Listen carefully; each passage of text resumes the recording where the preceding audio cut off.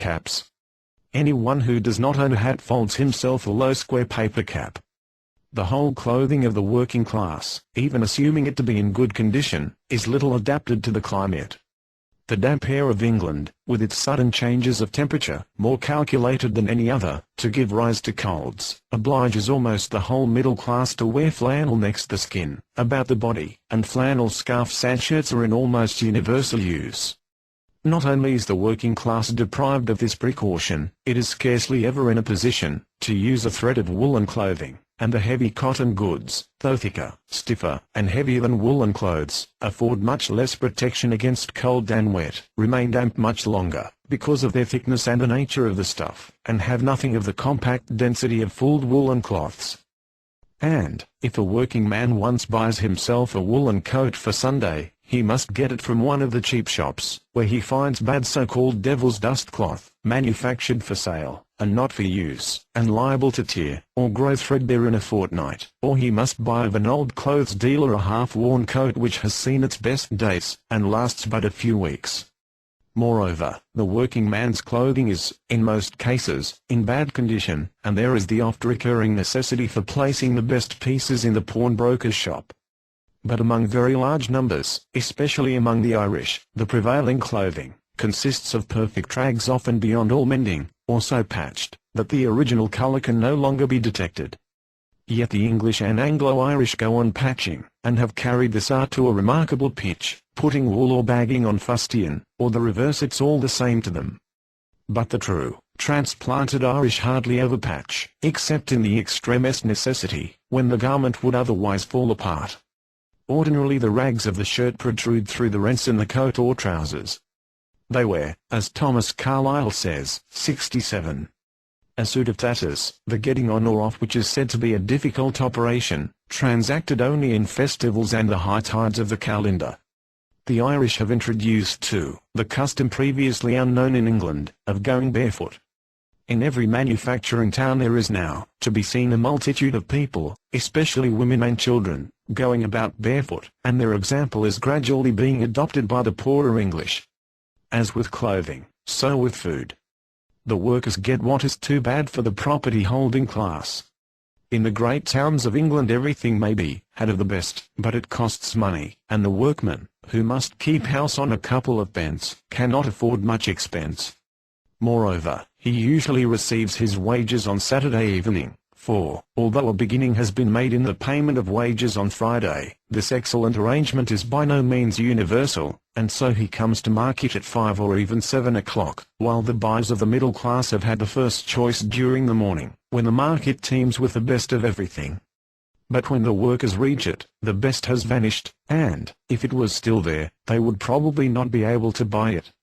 The potatoes which the workers buy are usually poor, the vegetables wilted, the cheese old, and of poor quality, the bacon rancid, the meat lean, tough, taken from old, often diseased, cattle, or such as have died a natural death, and not fresh even then, often half decayed.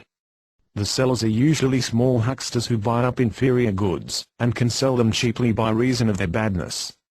The poorest workers are forced to use still another device, to get together the things they need with their few pence. As nothing can be sold on Sunday, and all shops must be closed at 12 o'clock on Saturday night, such things as would not keep, until Monday are sold at any price between 10 o'clock and midnight. But 9/10 of what is sold at 10 o'clock is past using by Sunday morning, yet these are precisely the provisions which make up the Sunday dinner of the poorest class.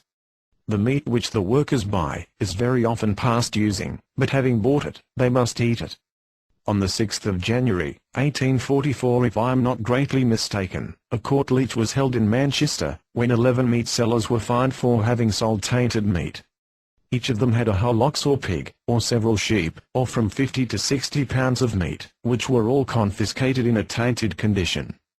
In one case, 64 stuffed Christmas geese were seized which had proved unsalable in Liverpool, and had been forwarded to Manchester, where they were brought to market foul and rotten. All the particulars, with names and fines, were published at the time in the Manchester Guardian. In the 6 weeks, from July 1 to August 14, the same sheet reported 3 similar cases. According to The Guardian for August 3, a pig, weighing 200 pounds, which had been found dead and decayed, was cut up and exposed for sale by a butcher at Haywood, and was then seized. According to the number for July 31, 2 butchers at Wigan, of whom one had previously been convicted of the same offence, were fined £2 and £4 respectively, for exposing tainted meat for sale, and, according to the number for August 10, 26 tainted hams seized at a dealer's in Bolton, were publicly burnt, and the dealer fined 20 shillings. But these are by no means all the cases. They do not even form a fair average for a period of 6 weeks, according to which to form an average for the year. There are often seasons in which every number of the semi-weekly Guardian mentions a similar case found in Manchester or its vicinity. And when one reflects upon the many cases which must escape detection in the extensive markets that stretch along the front of every main street, under the slender supervision of the market inspectors, and how else can one explain the boldness with which whole animals are exposed for sale, when one considers how great the temptation must be, in view of the incomprehensibly small fines mentioned in the foregoing cases, when one reflects what condition a piece of meat must have reached to be seized by the inspectors, it is impossible to believe that the workers obtain good and nourishing meat as a usual thing. But they are victimized in yet another way by the money greed of the middle class. Dealers and manufacturers adulterate all kinds of provisions in an atrocious manner, and without the slightest regard to the health of the consumers. We have heard the Manchester Guardian upon this subject. Let us hear another organ of the middle class. I delight in the testimony of my opponents. Let us hear the Liverpool Mercury salted butter is sold for fresh, the lumps being covered with a coating of fresh butter, or a pound of fresh being laid on top to taste, while the salted article is sold after this test. Or the whole mass is washed, and then sold as fresh. With sugar, pounded rice and other cheap adulterating materials are mixed, and the whole sold at full price. The refuse of soap boiling establishments also is mixed with other things, and sold as sugar. Chicory and other cheap stuff is mixed with ground coffee, and artificial coffee beans with an ground article. Cocoa is often adulterated with fine brown earth, treated with fat to render it more easily mistakable for real cocoa. Tea is mixed with the leaves of the sloe, and with other refuse, or dry tea leaves are roasted on hot copper plates, so returning to the proper color, and being sold as fresh. Pepper is mixed with pounded nutshells. Port wine is manufactured outright out of alcohol, dyestuffs, etc., while it is notorious that more of it is consumed in England alone than is grown in Portugal, and tobacco is mixed with disgusting substances of all sorts, and in all possible forms in which the article is produced. I can add that several of the most respected tobacco dealers in Manchester announced publicly last summer that, by reason of the universal adulteration of tobacco, no firm could carry on business without adulteration, and that no cigar costing less than threepence is made wholly from tobacco. These frauds are naturally not restricted to articles of food, though I could mention a dozen more. The villainy of mixing gypsum or chalk with flour among them. Fraud is practiced in the sale of articles of every sort. Flannel, stockings, etc., are stretched and shrink after the first washing. Narrow cloth is sold as being from 1½ to 3 inches broader than it actually is. Stoneware is so thinly glazed that the glazing is good for nothing, and cracks at once, and 100 other rascalities, tout comme Chesnaus. But the lion's share of the evil results of these frauds falls to the workers. The rich are less deceived, because they can pay the high prices of the large shops which have a reputation to lose, and would injure themselves more than their customers, if they kept poor or adulterated wares. The rich are spoiled too, by habitual good eating, and detect adulteration more easily with their sensitive palates. But the poor, the working people, to whom a couple of farthings are important, who must buy many things with little money, who cannot afford to inquire too closely into the quality of their purchases, and cannot do so in any case, because they have had no opportunity of cultivating their taste, to their share, fall all the adulterated, poisoned provisions.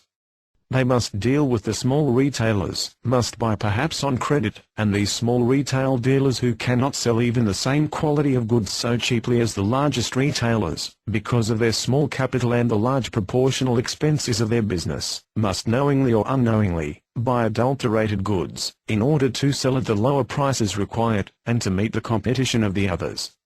Further, a large retail dealer who has extensive capital invested in his business is ruined with his ruined credit if detected in the fraudulent practice. But what harm does it do a small grocer, who has customers in a single street only, if frauds are proved against him? If no one trusts him in Ancoats, he moves to Calton or Hume, where no one knows him, and where he continues to defraud as before, while legal penalties attach to very few adulterations, unless they involve revenue.